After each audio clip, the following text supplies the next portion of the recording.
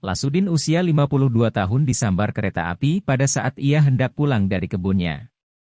Akses terdekat Lasudin untuk pulang dan pergi ke kebunnya adalah menyeberangi rel kereta api di Bottolai. Pada saat ia hendak menyeberangi rel kereta api di area Bottolai, ia bernasib nahas, sehingga ia disambar gerbong kereta api.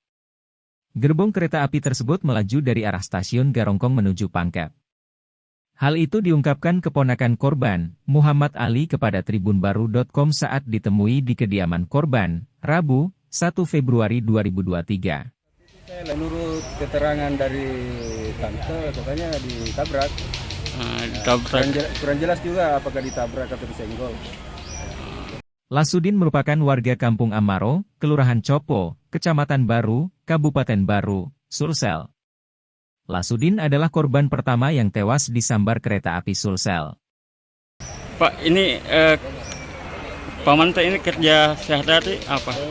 Kerja sehari-hari cuma sebagai petani. Oh, sebagai petani. Ada kelainan, dia tuli, bisu, dia tuna rungu. Tuna rungu ya. Dia habis dari sawah, dia pakai sepeda ke sawah. Dia pada saat dia pulang dia menyeberang. Mungkin di klakson sama masinis kereta dia tidak dengar, dia kan ada kelainan. Iya.